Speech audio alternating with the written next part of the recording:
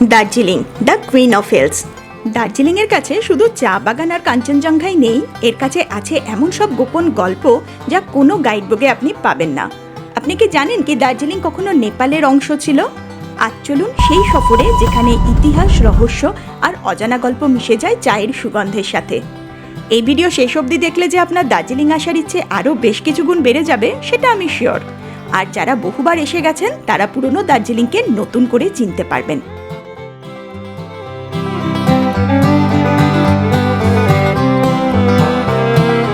শুরু করি দার্জিলিংয়ের ইতিহাস দিয়ে, যেটা কেউ বলবে না। ব্রিটিশরা শুরু হওয়ার আগে দার্জিলিং সিকিমের অংশ ছিল। 18th সেঞ্চুরিতে নেপালের গোর্খা শাসক দল এই জায়গা জিতে নেয়। তারপর এলো ব্রিটিশ, যারা 1860-তে যুদ্ধতে গোর্খাদের পরাজিত করে এই জায়গা আবারও ফিরিয়ে দেয় সিকিমের অংশ হিসেবে। কিন্তু খুব বেশি দিনের জন্য নয়। 20 বছর পর 1836-এ আবারও ব্রিটিশ এই দার্জিলিংয়ের অংশ নিজেদের কাছে ফেরত নিয়ে নেয়। কেন জানেন? কারণ কলকাতার গরম থেকে বাঁচতে, আর ততক্ষণে ওনারা ভালো করে বুঝে গেছেন যে এখানের মাটিতে হতে পারে ওয়ার্ল্ড ফেমাস চা বাগান।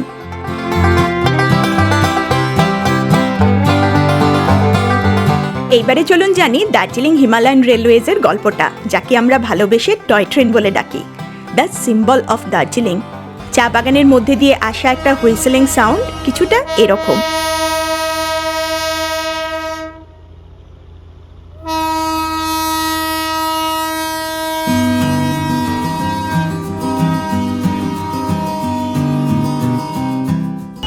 এটি পৃথিবীর সবচেয়ে সুন্দর ন্যারোগেজ রেল।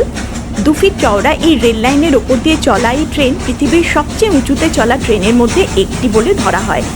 1999 সালে এটিকে ওয়ার্ল্ড হেরিটেজ সাইট ডিক্লেয়ার করা হয়।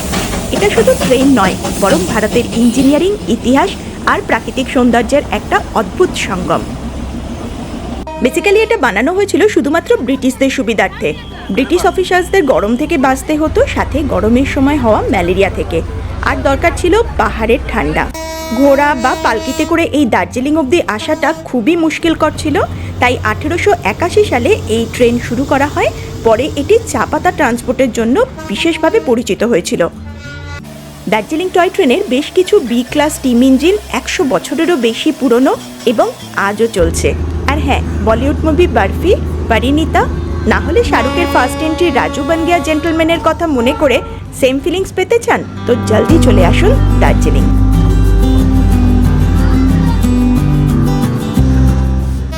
অন্য টয় ট্রেনের মতো এটা পাহাড়ের সুড়ঙ্গের মধ্যে দিয়ে একদমই যায় না।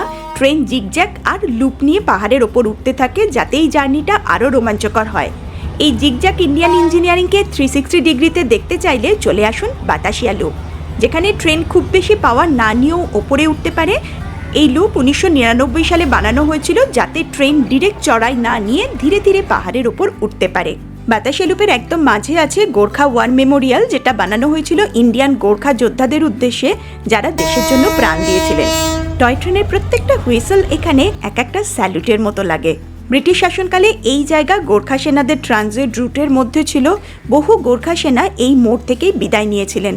তাই লোকাল মানুষ বলে যে এটি সেই শেষ জায়গা যেখানে তারা শেষবারের মতো তাদের নিজেদের বাড়ি দেখতে পেত। এই টয় ট্রেনের রাস্তা যায় ভারতের সবচেয়ে উঁচু রেল স্টেশন হয়ে। সমুদ্রপৃষ্ঠ থেকে মোটামুটি 7407 ফিট ওপরে ঘুম স্টেশন, যেটি 1891 সালে বানানো হয়েছিল। মোটামুটি ধরুন 130 সালেরও বেশি পুরনো। অন্য স্টেশনের মতো ঘুম স্টেশনে পাবেন না কোনো লাউড অ্যানাউন্সমেন্ট, না কোনো ভিড়ের কোলাহল। পাবেন শুধু স্টিমের আওয়াজ, না হলে হুইসলিং সাউন্ড, সাথে ঘন মেঘ। তাই জন্য একে মেঘের স্টেশনও বলা হয়ে থাকে। স্থানীয় লোকের মতে স্টেশনের আশেপাশে মাঝে মাঝে কিছু ভৌতিক আওয়াজ ও ছায়া দেখতে পাওয়া যায়, যা মনে করিয়ে দেয়, yes, you are in heritage town of India. এবারে চলুন নেওয়া যাক মল রোডের ওপর একটা relaxing evening walk. Darjeeling mall রোডের শুরু ব্রিটিশ কালে হয়েছিল, ব্রিটিশ অফিসার ও তাদের ফ্যামিলিদের অবসর ভ্রমণের জন্য, just to walk, relax and admire the view of Majestic Kanchenjunga. British জামানায় বানানো বেঞ্চ আজও এখানে আছে। চান যদি তো ওখানে বসে এনজয় করতে পারেন কাঞ্চনজঙ্ঘা ভিউ। কলোনিয়াল টাইমে মল রোডে লাইভ ব্যান্ড পারফরমেন্স হতো, সাথে ওপেন এয়ার থিয়েটার শোজও। আজও যার প্রতিধ্বনি আপনি উপলব্ধি করতে পারবেন অবসর ভ্রমণের সময়। ভারতের আরও অনেক হিল স্টেশন যেমন ধরুন সিমলা, মানালি, মসৌরি, নৈনিতাল এরকম অনেক জায়গায় এই মল রোড বানানো হয়েছিল। ব্রিটিশদের এই খেয়াল এসেছিল লন্ডনের দ্য মল বলে একটা লম্বা সবুজ ভ্রমণের জায়গা থেকে, যেটা ব্যবহার করত কেবল রয়্যাল অ্যান্ড অ্যারিস্টোক্রেট পার্সনস, বিকেলের ভ্রমণ আর তাজা হাওয়া খাওয়ার জন্য। সেম কনসেপ্ট দার্জিলিংয়েও ছিল, যেখানে আপনি আপনার সফরের প্রত্যেকটা বিকেল কাটান। কিন্তু জানেন, ব্রিটিশ পিরিয়ডে ইন্ডিয়ান লোকাল এই মল রোডে অ্যালাউড ছিল না, স্ট্রিক্টলি রিজার্ভ ছিল ইউরোপিয়ানসের জন্য। হয়তো একটা সাইনবোর্ডের সাথে যাতে লেখা থাকতো Indian and dogs are not allowed. Mall রোডে হাঁটা শুরু করার আগে দাঁড়িয়ে যান 100 বছরের পুরনো কেভেন্ট্রাসে, যেটা বানানো হয়েছিল আর্লি 19th সেঞ্চুরিতে। তখন এটি একটি ব্রিটিশ অফিসার্সদের জন্য ব্রেকফাস্ট সাপ্লায়ার ছিল, like sausage, ham and milk products, যা আজও আপনাকে সার্ভ করবে সেম ফুড মেনু। দার্জিলিংয়ের ঠান্ডা হাওয়ায় বসে কাঞ্চনজঙ্ঘা দেখতে দেখতে টেরেসে ব্রেকফাস্ট করার রীতি ব্রিটিশকালে এই কেভেন্ট্রাসই শুরু করেছিল। তো দেরি কিসের, চলে আসুন চেখে দেখুন কেভেন্ট্রাসের অথেন্টিক ব্রিটিশ ব্রেকফাস্ট।